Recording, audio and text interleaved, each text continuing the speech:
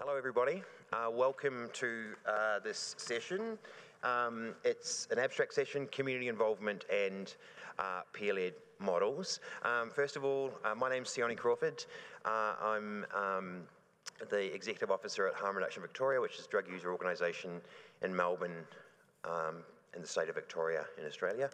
And my co-chair is Ange. Hi everyone, Angela McBride. I am the Executive Director of the South African Network of People Who Use Drugs. Thank you, and I'm going to quickly do some housekeeping. So the things to remember in particular, there'll be one thing is that unfortunately we have we have one person who can't present. So we have a little bit more leeway for questions, which is great. On that topic, you can ask questions through the app, the event app, through the session live Q&A. We'll get those up here. And additionally, you can put your hand up after each session for a question. Another piece of housekeeping is that I'm not sure if any of you were at the panel session earlier, Surfacing Productive Difference, but the housekeeping note is to be sure to visit the discussion space at 3 p.m. for Surfacing Productive Difference, an opportunity to continue discussions from the morning panel discussion. And the other housekeeping note is the conference dinner is now sold out. So if you can't attend tonight or don't want to or got a headache because you went out last night and you don't want to attend, just let the registration desk know because there's a waiting list. As a reminder, that dinner will take place at the Le Bateau Genève at 6:30 p.m. tonight. So I would like to kick off I think I've done all my bits. Yep. I'd like to kick off this session with a presentation from Dr. Gabrielle Voigt. I'm sorry, I forgot. Is that correct? And it's why and how do peer models work, findings from peer models in Hep C healthcare service delivery, underlying mechanisms and implementations. Gabrielle received her PhD in forensic psychology and psychiatry at the University of Edinburgh in 2014, and she's conducted research in the criminal justice and forensic mental health system, NHS and third sector. Welcome, Gabrielle. Thank you so much. Good afternoon, everyone. So my name is Gabi. I work at Glasgow Caledonian University, and I'm here today to talk to you about peer models. In particular, the peer model by the Hepatitis C Trust, how and why it works when embedded into existing healthcare services. I'd like to acknowledge the wider research team, so that would be Professor Jamie Frankis, Professor Laurie Elliott, and I would also like to acknowledge the funder of this research study, and that's the Hepatitis C Trust. So what I'm going to do is I'm going to give you a wee bit about the background of why did we do this study? Why did we bother looking into this? I'm then going to tell you about the Hepatitis C Trust because they're very much the spotlight of this, this talk. And then I'm going to talk a wee bit about the findings and what we at this point think it means in terms of the wider implications.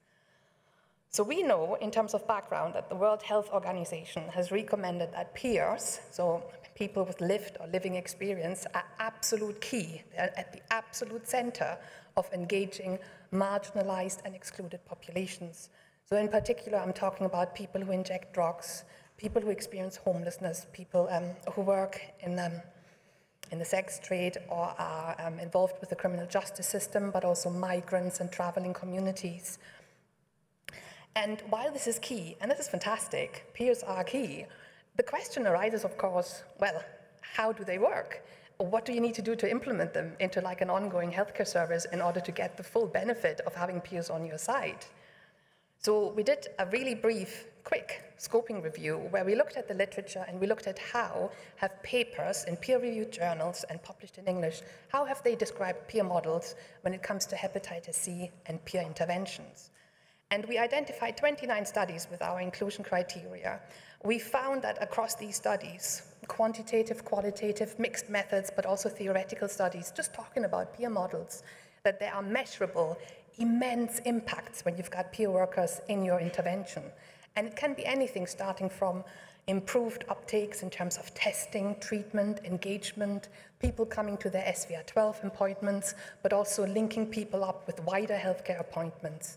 And there are loads of software impacts. This in particular comes from participants in these studies talking about feeling better in themselves, feeling better as a person, improved well-being, feeling like they've upped their game in harm reduction, understanding advocacy, and understanding how they can just lead a better life if you want. Just feeling cared for.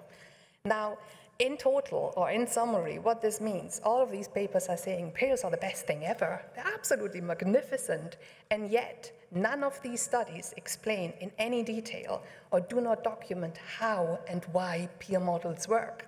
And this is where we come in. And essentially what happened was the Hep C Trust reached out to us and said, hey, we've got an awesome peer model, do you want to look at it? And we said, oh God, yes, yes, please.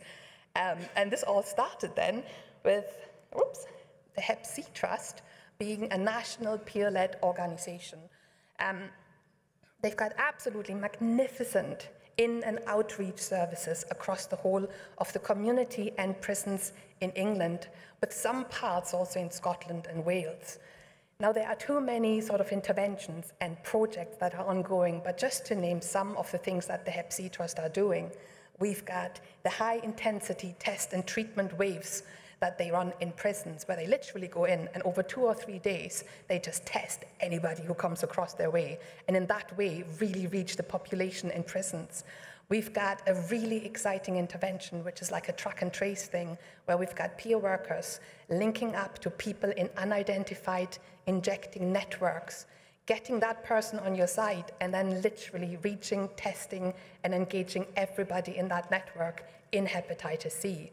There's also a really, really cool intervention, which is largely, well, it's very much happening in the Birmingham area, and it's about a little mobile van with a peer worker zooming about and working with hostels, shelters, with soup kitchens, and essentially getting people who experience homelessness and who may basically be injecting, get them on board and get them tested and treated. So there's a lot happening. It's all really exciting. And the data very much shows this is working. People are getting reached. So we know from all of these interventions by the Hep C Trust, the peers are at the absolute center. They are designing, they are delivering, and they're innovating these interventions on the spot to make sure that people who need testing and treatment and who have problems, internal or external, in accessing healthcare, get what they need in order to get hepatitis C eliminated. So, what then happens is that we thought, well, we need to understand how this works. So our study, which is qualitative, essentially tries to look at, well, what is the Hep C Trust peer model? What are the facilitators and barriers to when the model was or is being integrated into existing healthcare settings? And also, what are the underlying mechanisms? So this is the how and the why does it work. Now, so far, we've interviewed 30 people in individual interviews or in focus groups. And I've got to say, the majority of them are all either peer workers, peer volunteers, or they're service users, so people in receipt of the Hep C Trust services. So at the moment, we've only got 2/3 of the equation. We don't yet have the healthcare professionals' input because we're waiting on ethics to interview them. But based on these interviews that we have, I'm just going to highlight a couple of really key findings. So when it comes to the peer model and when it comes to the impact and how it works and why it works, we really have a peer-led organization at the absolute center, underpinning, supporting, navigating, and coordinating the implementation of teams, and also the power and the expertise that teams can use, peer teams, in order to work with excluded populations. So I have called this an investment cascade, if you want, because with a peer-led organization, what you really have is people with lived experience running this organization.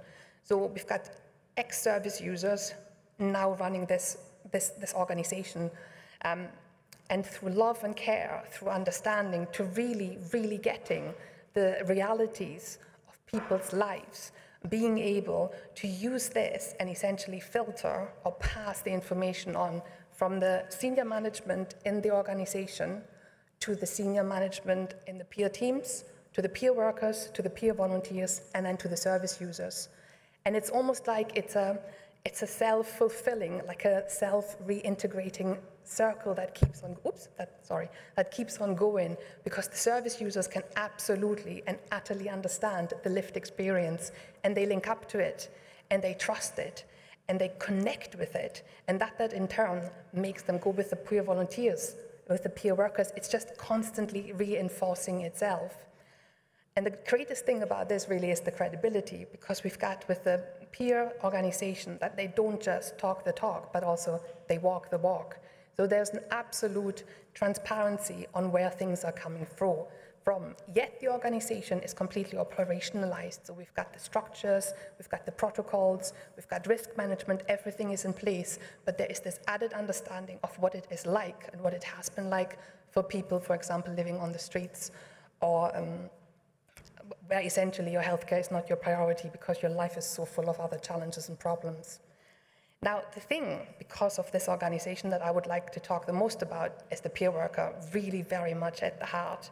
So in terms of what's happening there, what we found is what makes a peer is really complex and really difficult to answer, and it appears that not everybody with lived experience can or should be a peer.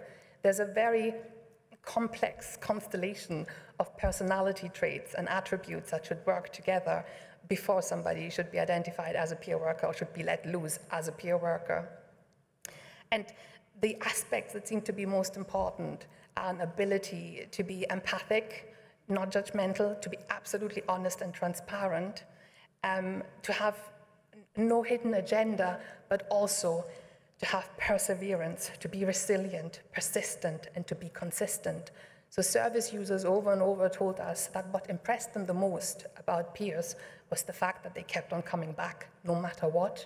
So even if they're being told to flip off, go away, nobody wants to see you, peer workers would come back until it has been seen through, until the testing and treatment has happened.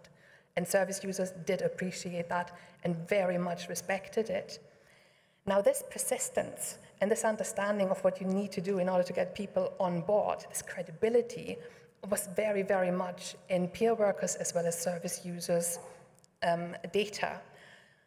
And it's like, it felt like within the world of people injecting drugs in particular, there are unspoken rules of engagement, there are cultural values and norms everybody sticks to. And as a peer worker with lived experience, you know this and you can tap into it. So if I may read out a quote from a service user, when I asked, how does this work? How do you know? How do you know you can trust this peer worker? He essentially said, look, I can spot a drug user, I can spot a dealer in a crowd, it's not a problem. I know who they are, and they know who I am, and that's a drug addict. So there's a complete and utter understanding, almost like a little flag, that identifies people to one another and makes absolutely sure they know they're coming from the same place. And another quote, and this is a quote, it's not my words, was a peer worker telling me, look, I'm a fuck up, they are fuck ups, we're all fucked up, and we're in this together. And this absolutely summed up what so many of the peer workers and the service users were saying, that they're all in this as a team, understanding one another and not trying to be anything else. And this leads me on to what I thought was the most fascinating about the peer model and the peer workers in particular. So if you think about it, with the peer workers, what you have is this amazing potential, this amazing learned professionalism of using the skills you've learned when you were actively using drugs, and then building upon this to become like a newer or a newish self. So your old self is totally valid. It's really, really useful. And it was a peer worker in particular who said to me, anyone who's ever used drugs knows how to manipulate, and it's being used to very, very, very, very, very good benefits. And by this, I really mean that this peer worker was telling me he knows how to get out of a really dangerous situation because he has found himself surrounded by guys just about to get his face smashed in, and he knows how to get out of this high pressure, this high stress. At the same time, this peer worker knew how to speak to a GP to get an extra medication, get an extra script, and also knew how to get extra stuff from a dealer if required. These skills are then being used to wiggle your way into healthcare teams that maybe don't really want you on your side. It's all about using the skills and getting people to see you in a different way, finding out what they need to see, how they need to see you, and adapting to exactly that. And the same skill set is also being used when peer workers approached likely service users, just people on the streets, and saying, do you want to talk a wee bit about Hep C? And using the salesmanship, getting people on board, as I said earlier on, where healthcare or Hep C is not a priority, but getting them to see it as such really, really works absolute wonders. And this transferability, I think, is new, quite new. Because if we think about the literature, very often it's an old self and it's a new self. And here, in substance use, we've got a new self completely built upon an old self with really, really amazing skills. Thank you. So very briefly, I thought about, well, what does this really mean? Bearing in mind we don't have the healthcare professional data yet, but I thought about what typically is like a bottom-up sort of hierarchy and power has now been normalized in a top-down, if you want. So we've got this organization, we've got the Hep C Trust or any peer-led organization at the top. They're basically consisting of people with lived experience and they're consisting of service users. And they are saying what goes, what works, and what does not work. And the healthcare professionals are not that important anymore, seemingly, from the data we have. Having said this, though, I really, really want to emphasize that we found, especially when we looked at the barriers, healthcare professionals are absolute key to professionalizing peer workers, to emphasizing the roles, the responsibilities, and the power they have in a clinical team, and making sure that peer workers, and by extension the service users, are being heard effectively. So just very briefly, implications, what does this mean? Overall, the peer model shows this works, this is doable. Peer models can be integrated and implemented in any healthcare service should people be interested. We think that this does not just focus on hepatitis C itself, but from the data we have, this can be applied to any healthcare. And I'd like to finish this very rapid presentation just with a food or a question for everyone, and that is to imagine what would it be like if we had a peer-led, inclusive healthcare service run by peers, navigated by peers, understood by peers, with the healthcare professionals doing their specialist thing, but the peers doing the engagement and getting marginalized people into the game. Now, questions?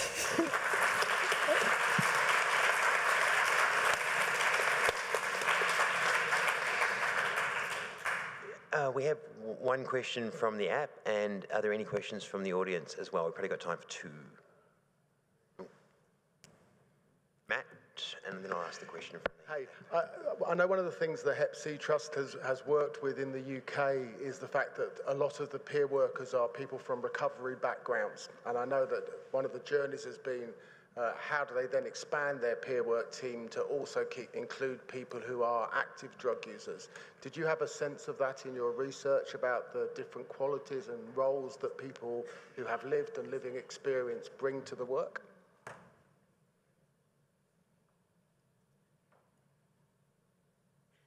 So the honest answer is no. But that might have something to do with the topic guide and how I asked the questions. And I think with absolutely nobody, I have to admit, I didn't really ask, do you have lived or living experience? I got the feeling, but this is personal, but I got the feeling that there were definitely differences amongst peer workers and the different teams we tapped into their thinking on lived versus living experience. Everything at the end of the day so came together in once you've trained up and implemented a peer worker, once they've basically went through the cascade, this investment cascade, from peer volunteer to peer worker to senior, that it didn't matter. Not to them, but I don't think I said this yet. We only engaged in 3 different areas in England, so it's quite a smaller study. So, but thank you. Good question. Most definitely. Thanks, Matt. So there was a question from the app for Gabrielle. I'm not sure if I'm not sure if you can answer this actually, but do you have any do you have any intakes, interviews, or surveys that you utilise when you hire peer workers? Or maybe the question is, did that come out in the work that you are doing, that the Hep C Trust has these intakes, interviews or surveys, and how would they assess peer workers' readiness? To be absolutely honest with you, I didn't understand the word. It didn't sound like that was exactly what you were doing, but for the person who asked that question, most peer organisations have got different approaches to how they train peer workers, and usually there is some kind of an intake process and training, generally speaking. Yeah, but So I'll just leave. yes, thank you very much, So Gabby. thank you. Thanks, Gabby.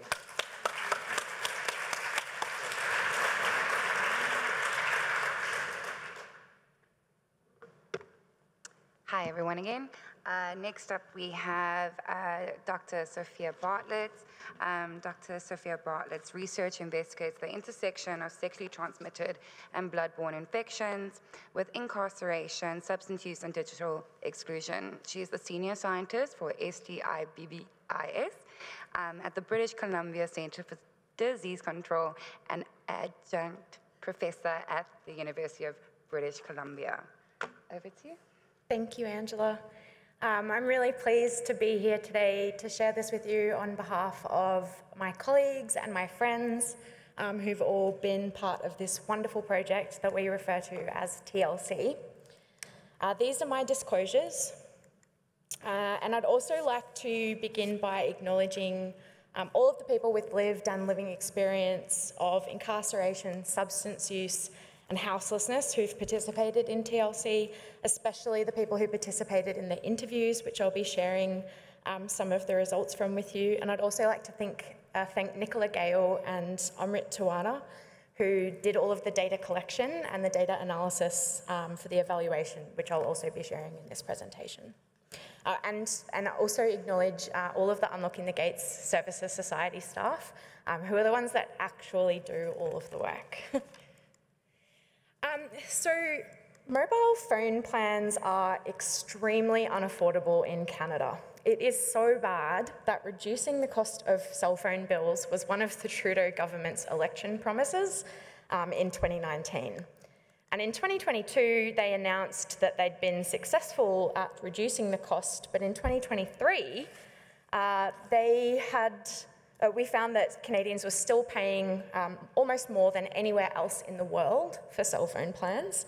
And this has resulted in many people across Canada experiencing what's known as digital exclusion. And without having a phone, certain things are completely out of your reach. Telehealth is one of them. And many services during COVID became impossible for people to access without a phone. We've known about the social determinants of health and how they impact people's access to hepatitis C treatment for decades.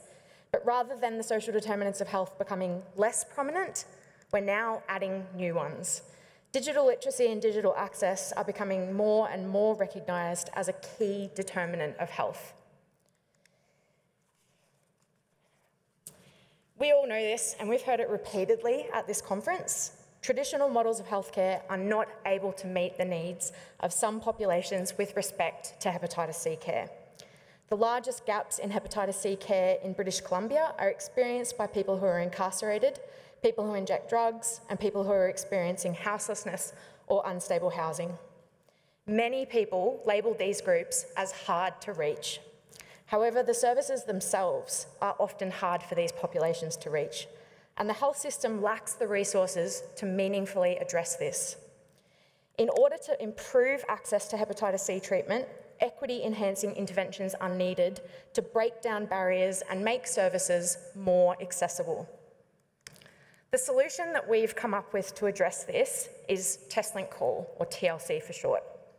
In partnership with Unlocking the Gates Services Society, which is a peer-led organisation staffed by people who all have lived experience of incarceration to support people after they're leaving custody, we have come up with this model. So TLC is grounded in this philosophy of holistic care that's catered to the needs of the client.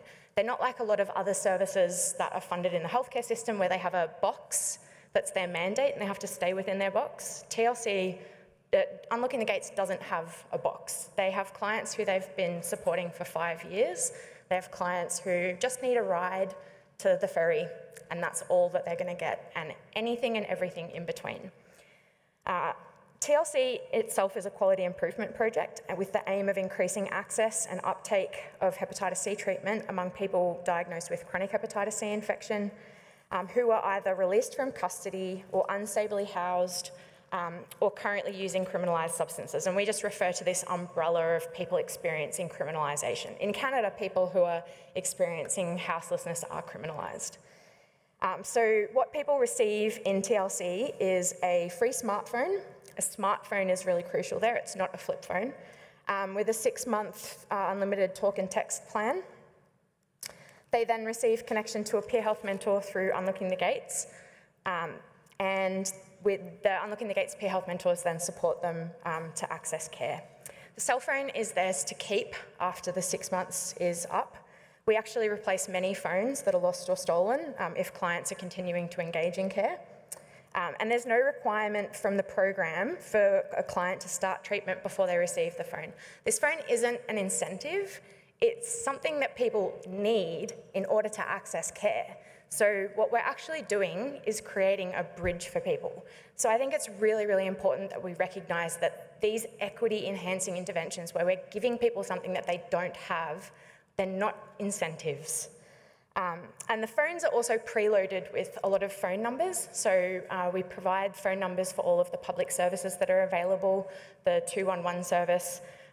We also provide phone number apps on the phones. So we've worked with people who've previously received phones and actually provided us feedback on the apps as well.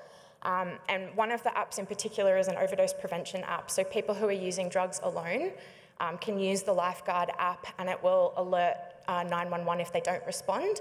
And there's another overdose app which is person-based. That one is actually like an automated service. Some people don't like that one. It's calling 911 essentially, but they have both of those options. So how does TLC work? We started off in August 2021 and we did Hep C training for the peer health mentors with Unlocking the Gates. Unlocking the Gates is an established organisation that was previously not doing hepatitis C treatment navigation, but we connected with them and also helped them to get connections with all of the clinics in the community. And on October 1st, we launched and we'd had everything set up so that we were going to be receiving referrals from healthcare staff in corrections. We thought that this was really smart. We were going to get a lot of referrals and basically we were asking the healthcare staff in corrections to send a referral to TLC when the client was in custody so that the peer health mentor could have everything set up for them on the day that they're getting released. They'll meet them at the prison, give them their phone, etc. So this was essentially our plan at the beginning. The only problem was that we didn't get very many referrals. And so we were all twiddling our thumbs for about the first 7 months of TLC, thinking, what's going on here? Everyone said that this was the big problem, that they couldn't refer clients for Hep C treatment because they don't have a phone. But we're offering to give them a phone. Why are we not getting any referrals? And the peer health mentors suggested to me that we open up the eligibility. They said, Sophia, we've got all these clients who are in the community who are eligible for this. Why are we waiting for them to get out of prison? Why don't we just link with the ones that we're already connected to? So we actually opened up the eligibility and we said that anyone who was already released from custody, who was unstably housed, using illicit substances in the community, they could also get support and get a phone to get connected to Hep C care. So that's what we did in May 2022. And then we also connected with clinics and other services in the community across British Columbia who serve this population and who are involved with hepatitis C treatment, so that they could offer to their clients, if someone's already gotten to the clinic and they've got someone who meets these criteria, they could also give them a phone and support them to access hepatitis C care, because we heard a lot of the time that services would see someone once and then they would never see them again. And the idea was, can we try and enhance the linkage for that client and really support them? They've already taken that step and put a lot of effort into it. Let's try and keep them in there. And then in July of 2022, we were actually increasing our enrolments quite well, but we also did a community testing event with linkage to care in the community where people were accessing services. So there's a lot of homeless camps in British Columbia and there are pop-up, essentially hubs that are in like parking lots. And the Unlocking the Gates peers are there every day, essentially. And so we are actually taking these services out to where people were and we gave them the phone on the spot. And now we've actually kept up doing that regularly because people really appreciated it. So TLC had its second birthday on October 1st, 2023. And as of the 14th of this month, we've got 263 clients enrolled. 58% of the clients that have been enrolled so far were identified by the peer health mentors. This is really notable because up until recently, the peer health mentors didn't have a point of care test or anything like that. The way that they were identifying clients was just asking them, do you know your Hep C status? And if you do, are you interested in Hep C treatment? Because I'll help you to access Hep C treatment, just let me know.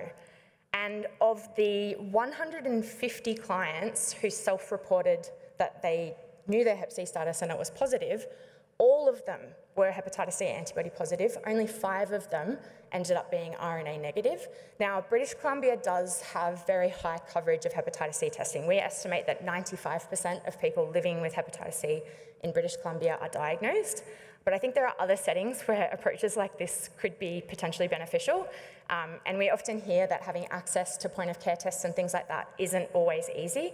So really something as simple as actually just asking people if they know their hepatitis C status actually can be beneficial. Some of the clients said to us, you don't forget if you've been told that you have hepatitis C. And so I think that's really important to acknowledge. We have a really big network. We've got 16 organisations across the province that are part of this program, and we know that we're reaching the hardly reached because 49% of the enrolled clients had no fixed address or were unstably housed at the time of enrolment. Okay, what does the care cascade look like? So we've been bugging all of the clinical sites to collect data to create this care cascade. So among the participants who saw a treatment provider to get a prescription, we had 81% of them start their treatment. This is a point-in-time snapshot. So many of these clients had actually not been enrolled for very long at all.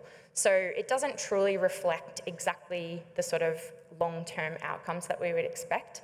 We're just lumping everyone in together here who could have been enrolled yesterday or they could have been enrolled 6 months ago. So really important to bear that in mind. We compare this back to what we see at the provincial level.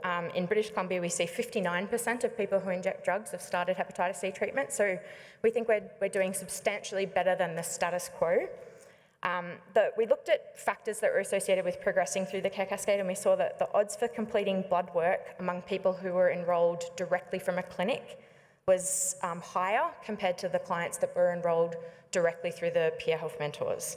But this wasn't statistically significant, although we have noted, and this is feedback from the peer health mentors, that it's really challenging for them to get clients to appointments. We have got a lot of challenges with healthcare access in British Columbia at the moment, where we're still really dealing from that COVID hangover. So how does TLC support engagement in care? We've done qualitative interviews with clients, care providers and peer health mentors, and we've identified 5 key themes as to how this program actually supports people. Theme 1, I think, is frankly obvious. It's improved convenience in accessing hepatitis C care and other services. Theme 2 came as a little bit more of a surprise, and it was this enhanced communication and trust. And this quote from one of the clients, I think, sums it up really well. He said, "I think it's big in what you guys are doing by offering that device because it shows A, you care, and B, that there is a treatment out there that is clearly close to 100% effective. It gives people inspiration to follow through with it. It's a two-way street, right? You trust us by giving these phones out before we begin the treatment." Theme 3 was increased motivation to change or start hepatitis C treatment. Theme 4 was increased social connection, and I think this one was also unexpected, but I think that during the COVID, really kind of more severe lockdown periods, we lost a lot of social contact, but people who experience criminalisation also experience a lot of breaks in their social connections, especially when they're incarcerated. And then theme 5 was this elevated sense of personal value. So people felt respected by being provided this type of support. I'll also just mention that our evaluation didn't disentangle what impact was from the phones versus what impact was from the peer health mentors. So we're really considering this in the context of a package, but I think even if your service doesn't necessarily have access to be able to provide cell phones, you can consider a lot of this to also apply to, for example, having a peer program. We had a lot of other benefits as well. We had 2 accidental overdoses that we know for sure were prevented because of the Lifeguard app on those phones. But people also enjoyed all the other benefits of having a phone, which were things such as the ability to text me whenever they wanted, or to call 911. So in summary, prescribing a cell phone in connection to a peer health mentor to people who experience criminalisation is an effective strategy to enhance connection to hepatitis C care as well as treatment uptake. We've obtained funding and we've now expanded this to include connection to HIV and chronic hepatitis B care. And our next round of monitoring and evaluation is going to explore the additional benefits of the program in much more detail, because we think that that's really key. And things that we're focusing on are things like getting housing or being engaged in cancer screening. We've also just published this impact evaluation report. It goes into a lot more detail on the things that I've shared here today. So if this has sparked any interest or made you curious, I would really encourage you to check out the evaluation report. And we've also made all of the tools that we've developed through this project available, so people can adapt or use the consent form on the release of information form. All the apps that are on the phones are also available on a list online. Thank you very much.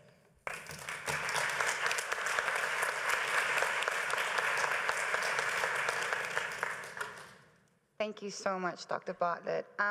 So please do use the time now quickly to send through some questions. I'm actually going to take this opportunity because I have one myself.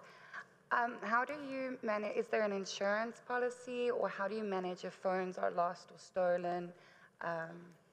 Yeah, so in the consent form that people sign when they are offered participation, if they're agreeing to join, they are also providing consent for release of information, and then we're asking them to agree that they will notify us if they lose their phone or their phone is stolen. We actually do have a central project administrator, which I think is really key. So all of the phones are being paid for off one plan. It means that we don't have to pay 264 phone bills every month. And basically we have the peer health mentors or the service providers notify us immediately if a phone's lost or stolen. We did have some phones that were sold, but the interesting thing when we were being told that the phones were sold was when I kind of thought, how do you know that this phone got sold? Because presumably you're not talking to this person anymore. And the provider said, no, he told me that he sold it. I was like, oh, so you're still talking to him? He's like, yeah, he comes into the clinic every week. I was like, well, was that happening before you gave him the phone? She said, no, this is a new person. He's never been this engaged before since we gave him the phone, which he promptly sold, but now he's coming back in every week. So in some ways, the phone is a unique intervention because for some people, they're keeping it and they're actually using it as a phone. Other people are using it as an economic tool, but both work. Thank you. Question from the audience? Thank you so much, Sophia. A great presentation. I was wondering if you collected data from rural BC as well as urban settings and whether there was any difference in your outcomes. Yeah, so we actually have quite a significant number of participants who are from Prince George. Prince George wouldn't necessarily be considered a rural area, but people who were released from the Prince George Correctional Centre could be being transferred out to other communities. And actually one of the limitations of the program that we identified was that clients who were returning back to a community that is quite rural or remote often don't have cell service. They are able to use Wi-Fi on the phone, so that does help them in a lot of respects because they're still able to benefit from having the phone. But it is definitely a challenge in a large, diverse province like British Columbia, and I imagine a lot of analogies in Australia as well, in that there are some areas where cell signal isn't optimal, and that does impact people's ability to get the full benefit from the program. Thank you.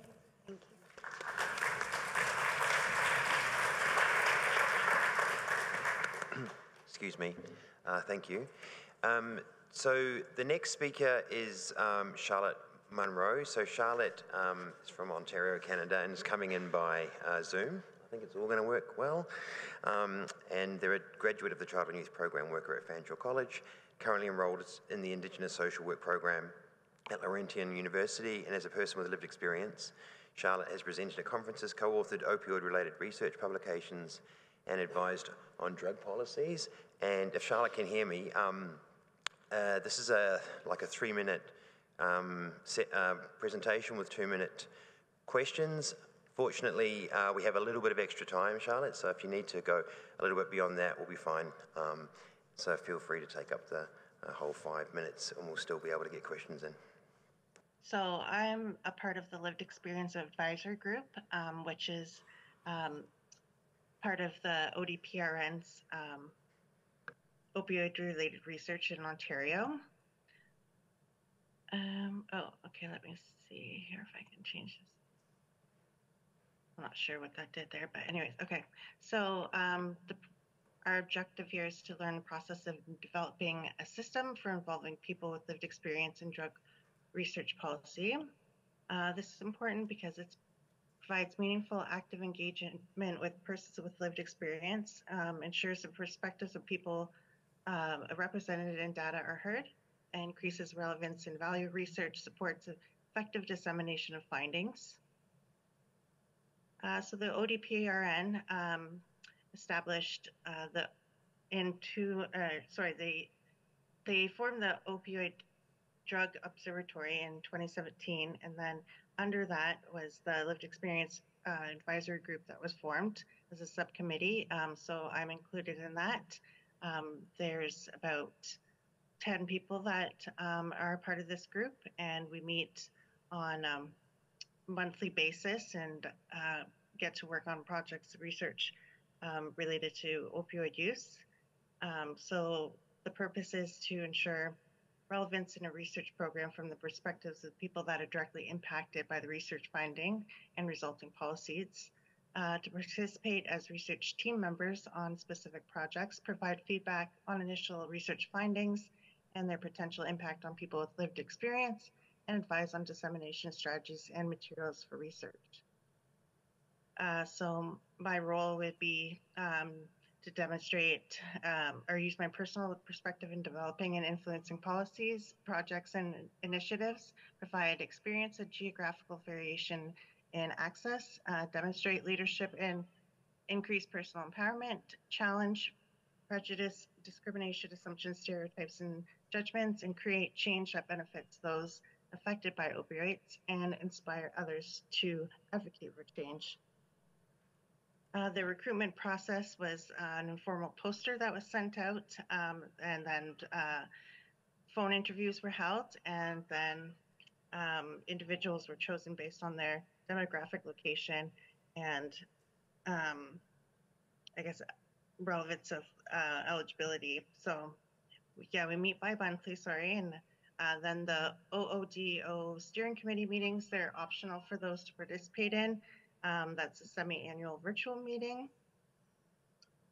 So as a person on the Lived Experience Advisory Group, I can participate in specific research studies of interest, attend project meetings, provide input at all stages of the research process, assist with the dissemination of research findings, be listed as co-author on all publications, report project progress to the League during quarterly meetings. So we have members that are involved in 19 completed projects and 6 active projects.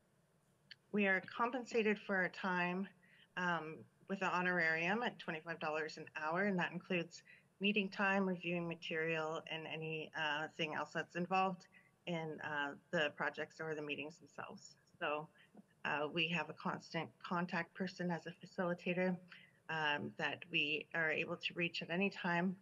They check in with us and kind of guide us in our work with our research projects.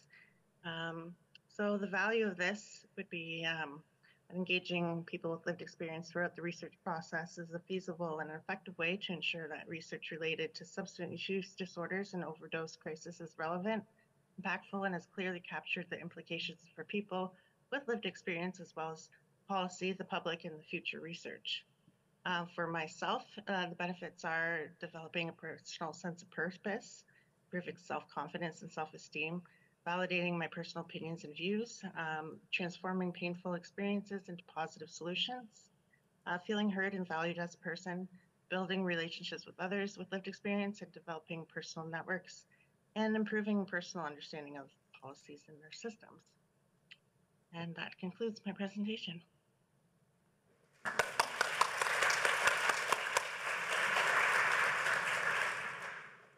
Thanks so much, Charlotte. So we have some time for questions. We've got some from the app, but I'll also put it out to the audience. If anyone has any questions, let us know. So I'll read this question. So considering this session's titles, Charlotte, what do you think the barriers are preventing people with lived and living experience leading and presenting on more research projects like these? I guess accessibility, our knowledge of these things existing. So maybe getting to reach people with lived experience, like how to get them involved. So like I had seen the poster for recruitment at a drug counseling place in my local town. So maybe there's another method of outreach. Thanks, Charlotte. Are there any more questions from the floor? I do have one, but it's not that important. Yep, Ahmed. Yeah, my name is Ahmed, as mentioned, from African Network of People Who Use Drugs. I think the last presenter brings forth what we call the peer-led muscles. But if maybe I would ask, what are they projecting? What is their projection? After how long will now the community be on their own, standing on their own? I don't know what's the projection. I think that's very important for us as community. Over.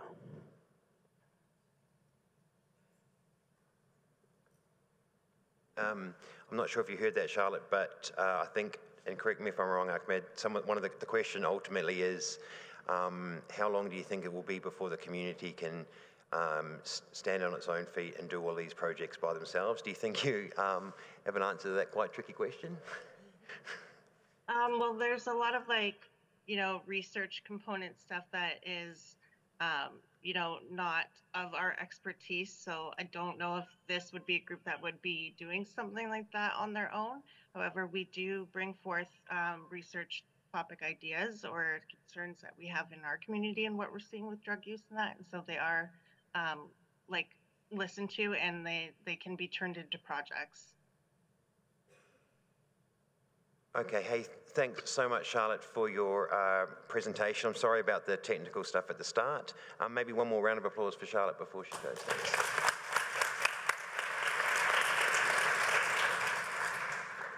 Thank you. Thank you. Thank you so much. Next up, we have Dr. Todd Cortes. Sorry, it was fast. Dr. Cortes is a general internist, addiction medicine specialist, and clinician scientist. He is a professor of medicine and heads the addiction medicine section at Oregon Health and Science University. His research focuses on integration of addiction treatment and prevention in diverse settings.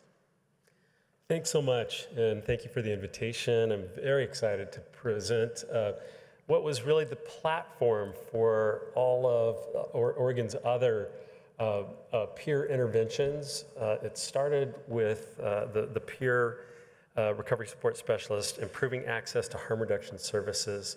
And I'm presenting on behalf of a very dynamic team. This is just some of them on a recent meeting who are the real glue here. Oregon ranks among states with the highest reported illicit drug use in the US and the lowest access to substance use disorder care. Overdoses have continued to surge in Oregon. We experienced the second greatest 12-month increase in the US just recently in the last 12 months. We have limited harm reduction and treatment services, however, in our rural areas. And we've learned that, of course, peers are trusted voices in all communities, but particularly among these rural counties. And so our goal was to assess the feasibility and acceptability and the correlates of fielding rural peer-delivered harm reduction services in our rural counties. We reached out to people who reported a past 30-day use of any injection drug use or non-injection opioid use, and the peers conducted community-based respondent-driven sampling for recruitment. We looked at the engagement with peer harm reduction services in this study that was abstracted 3 months after the first peer encounter. Setting is Oregon. You've seen this slide once before. These counties were chosen because their overdose rates in many cases are higher than that of our urban center in Portland. These are vast counties. 3 of them are larger than the state of Connecticut, and you can see its comparison with Switzerland. This was the intervention that's led to all of the other interventions. We recruited local people with lived experience who had at least 2 years of recovery, and then they were hired by local community-based organizations, and we supported them in these communities, trained them in community outreach, harm reduction techniques, hepatitis C and HIV rapid testing, and research ethics. They, over time, actually became the research assistants. And their main job was really to make friends. They were tasked with building relationships in the communities around them, conducting community outreach in parks and wherever they could find hotspots or people in need. They gave harm reduction gift bags that included 30 syringes, naloxone, fentanyl test strips when we had them, and offered rapid Hep C and HIV testing and linkage to SED services if those were desired. They also helped out with a number of other life maintenance things. The peers ended up recruiting 604 people who use drugs in these high needs counties. Like the rest of Oregon, they were predominantly white. And I just want to draw your attention to really the social determinants of health that our clients were up against. 72% reported being unhoused in the previous 6 months. 29% had been incarcerated in the previous 6 months, and 40% were Hep C positive. Clients generally, 71% reported any opioid use, and almost 95% reported methamphetamine use in the last 30 days. 90% were injecting, and 23% lived more than an hour away from the closest syringe service program. Overall, 70% of clients accepted any peer support service, and you can see some of the list here. And I just want to draw your attention to the harm reduction services. A little over a third accepted harm reduction services from the peers that included fentanyl test strips, naloxone training, and the mobile syringe exchange, up to 30 syringes at a time. In adjusted logistic regression models, the correlates with harm reduction services receipt were if they had any injection drug use in the past 30 days, if they lived more than an hour away from an SSP, they were more likely to get their harm reduction supplies from the peers. And if they were incarcerated in the last 6 months, they had a substantially lower adjusted odds of receiving harm reduction services. Okay. Our limitations, our primary one is this is a single state. We have limited diversity in that state and a lack of control group in this particular observational study. We plan to link participant surveys to the Medicaid data set moving forward and compare their outcomes with matched controls. So in conclusion, peer harm reduction services were feasible. They were acceptable to people who use drugs in high needs rural communities, particularly for those with recent injection drug use and those living more than an hour from a syringe service program. However, we need to think about additional interventions to engage people with recent incarceration and harm reduction services. Okay, and there's some context. I have time for one bonus. The one bonus is the state loved this program, and even before we were halfway finished, scaled it up to 24 of our 36 counties. And we now have 4 other interventions that are going off of this. Thank you.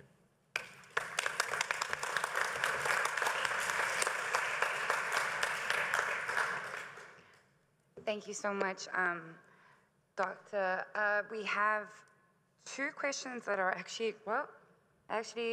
no, 3 questions are exactly the same. So I'll read the top one.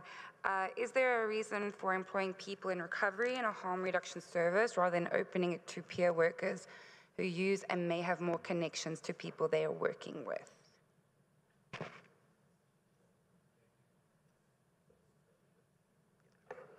Thank you. That's an excellent point.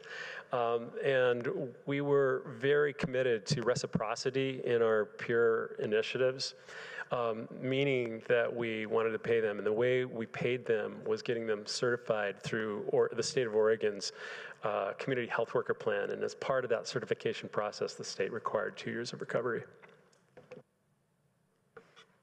Thank you. And then the last one before we move on would be, how do you support the peer workers if they have any problems maintaining their recovery? Oh, how do you support people if they're... How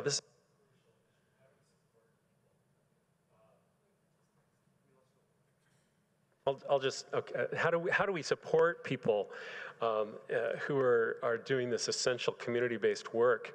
They were basically part of the research team, and so we had weekly team meetings all together. They were also housed within a community-based organization that received or offered formal supervision. It was pretty minimal, 2 hours per month was the state requirement. And then we've also established a learning collaborative that has a statewide peer get-together, virtual get-together once a month, and 2 in-person conferences per year. Thank you so much. Great, thank you. We've got one unanswered question, which we're putting in a, we might leave it to the end. I missed it last time, but it's a good question.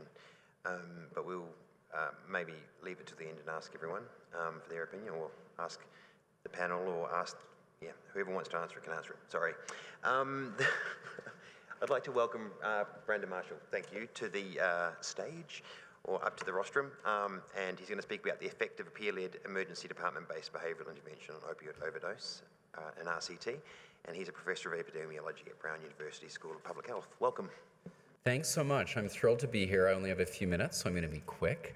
But I'm very happy to be here and be presenting the results of the Navigator study, which is a randomized control trial that was set in the US state of Rhode Island. I want to start by thanking and acknowledging the research team and, of course, our participants and organizations who we collaborated with, and in particular Dr. Laura Chambers, who led this work and actually helped develop these slides. So special thanks to her. And I want to acknowledge the funders, Arnold Ventures and the Cigna Foundation, and also state that we have no conflicts of interest to declare. So as you all know, overdose deaths have reached unprecedented and crisis levels in the United States, driven primarily to the introduction of synthetic opioids like fentanyl into the unregulated drug supply. The premise of our study was that emergency departments provide an opportunity to connect with people who are at high risk for overdose, offer harm reduction, treatment referrals, and recovery services in order to reduce their subsequent risk of overdose and death. Some emergency departments across the US and those in Rhode Island, in response to this, have integrated people with lived experience into the emergency department setting. Much like in Oregon, they are called peer recovery support specialists. And in the ED setting, they connect with patients, and provide them with harm reduction services, help navigate the very fragmented SUD treatment system in the US, and continue to connect with them up to 30 days following discharge from the ED. So the goal of our study was to evaluate the effect of this peer-led intervention by comparing people who received this intervention to standard of care, which was a brief referral delivered by clinical social workers. So this is a two-arm, single-blinded, randomized control trial in 2 emergency departments in the state of Rhode Island. Participants could either be presenting to the emergency department with an opioid overdose or for symptoms related to complications of opioid use disorder like withdrawal, or had a recent overdose in the chart. We then randomized people to receive the behavioral intervention led by peers, as was previously noted, or standard of care delivered by licensed clinical social workers, which served as the control. The outcomes were ascertained from linkage with consent to statewide administrative data sets that I'm going to talk about on the next slide. So the primary outcome for this trial was a subsequent non-fatal opioid overdose up to 18 months following discharge from the Index Emergency Department visit. That was ascertained through linkage to our statewide emergency services system, basically ambulance runs for opioid overdose. We also examined secondary endpoints, including non-fatal opioid overdoses within 30 days of discharge, and then linked to our statewide medical examiner system to examine both opioid overdose and non-overdose all-cause mortality. And the statistical methods fairly straightforward, chi-square tests on the primary analysis, and then a number of other survival-based methods for the secondary endpoints, which I'll show you. So we were able to enroll almost 650 patients, which was pretty tremendous given this was occurring at the height of the COVID-19 pandemic in Rhode Island.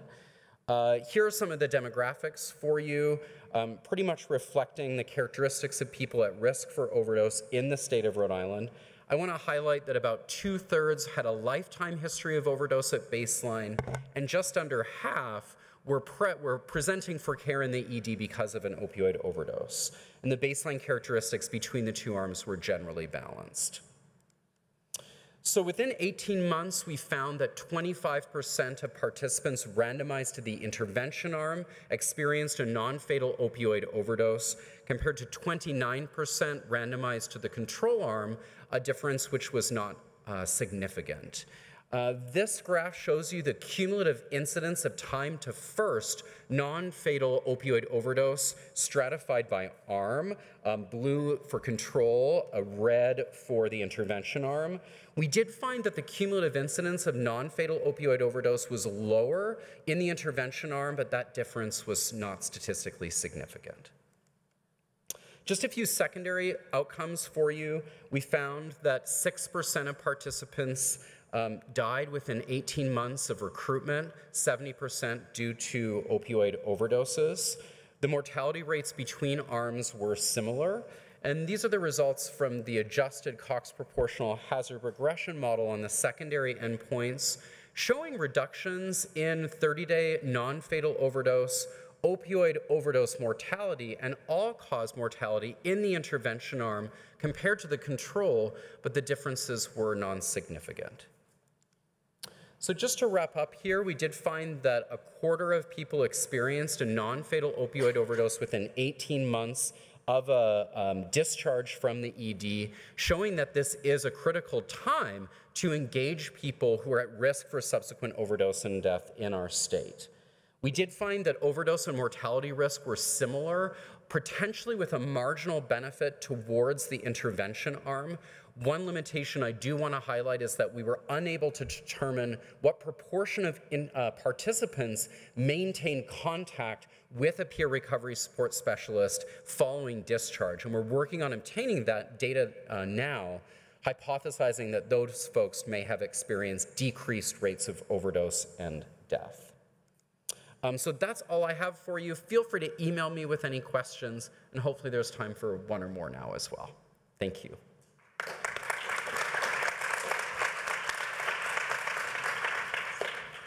Thank you. Are there any questions from the floor specifically around this?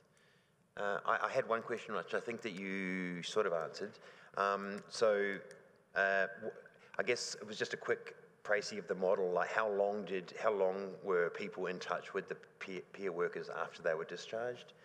And you sort of answered that. Yeah.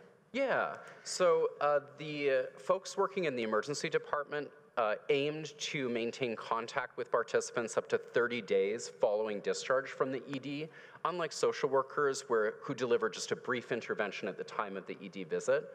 Following 30 days, though, participants who were interested in continuing and engaging with services were referred to either harm reduction programs or community-based recovery support facilities. Yeah. And so that sort of, you've got a suspicion maybe that you're going to have a look at the data to see if longer engagement will maybe help? That's right. That's the goal now. Yeah. Great. Thank you very much. Just a comment, I'd love to combine TestLink call with this intervention and see what happens. Because I'm just guessing if they get a phone, they're probably easier to contact afterwards.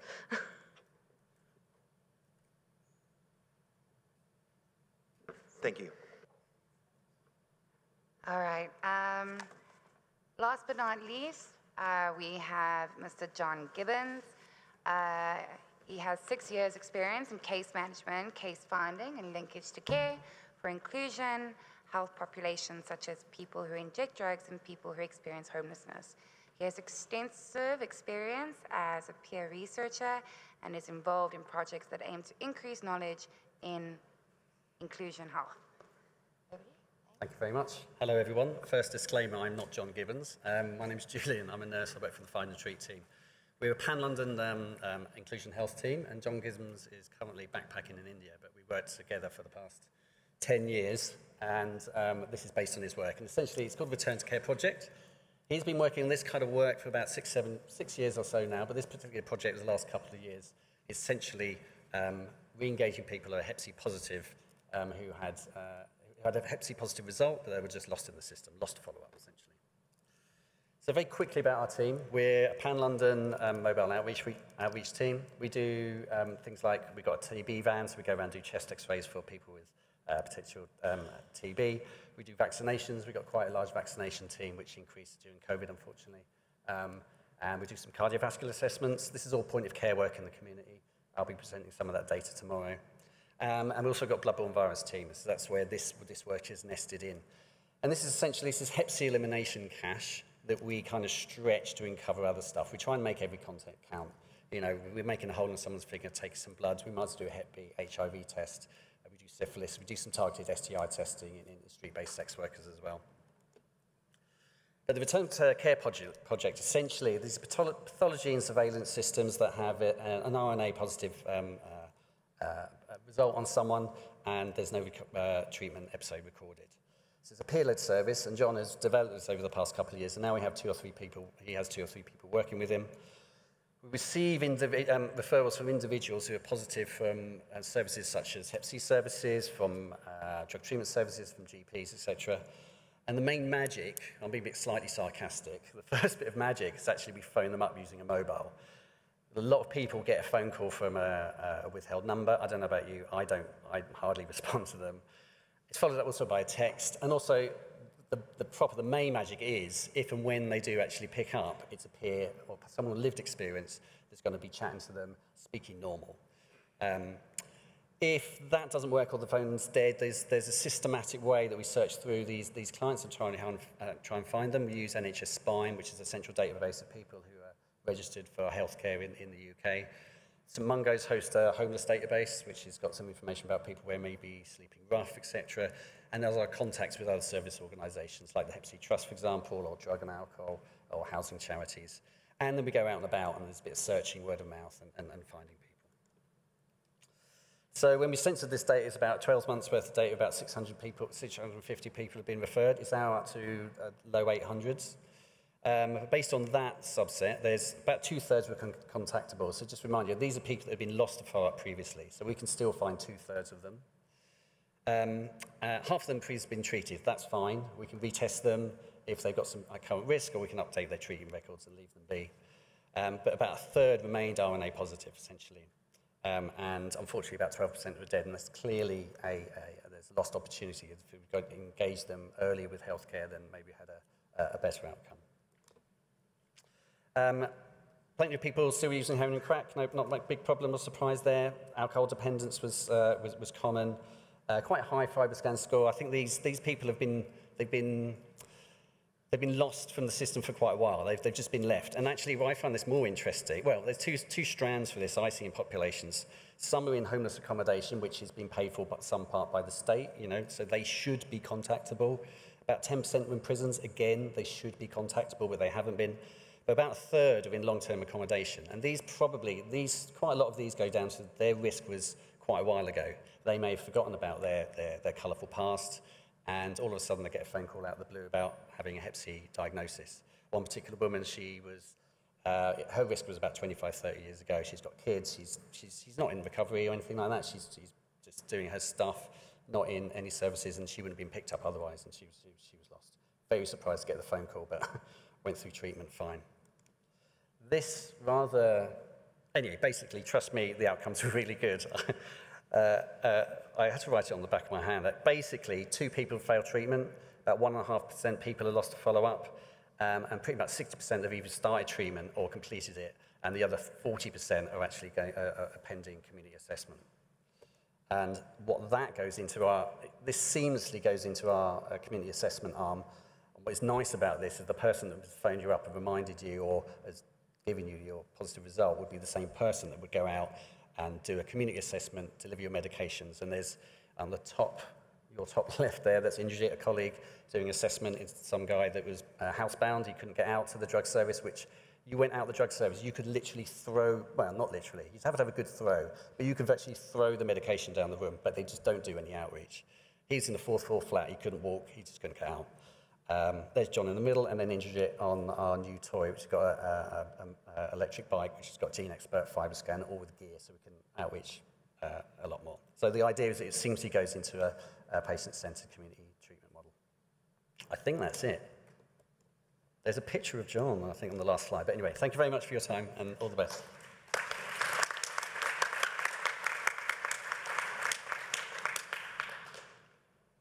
Thank you so much, John Surrogate.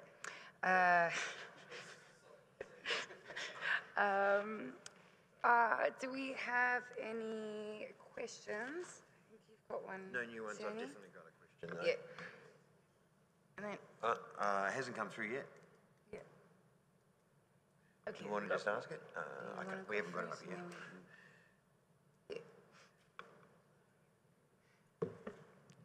Hello. Hi.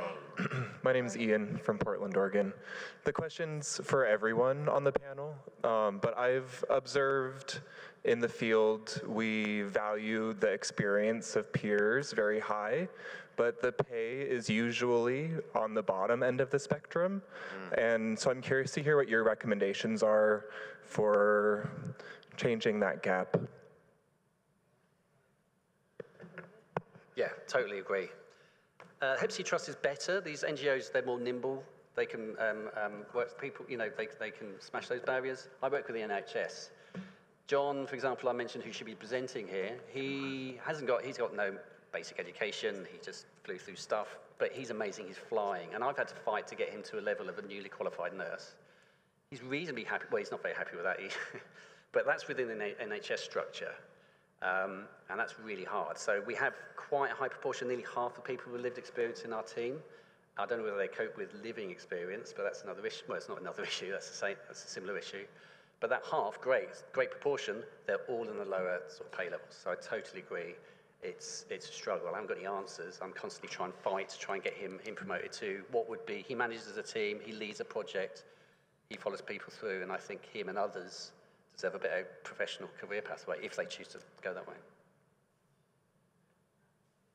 I'll just add, so the British Columbia Centre for Disease Control did a project consulting with people with lived experience and living experience separately and created standards for the payment, and they've actually identified the types of engagements and separated them and actually created now what organisations across the province and people with lived or living experience can use to say, actually, you need to pay me this much at a minimum, because that's what the BC Centre for Disease Control standards are.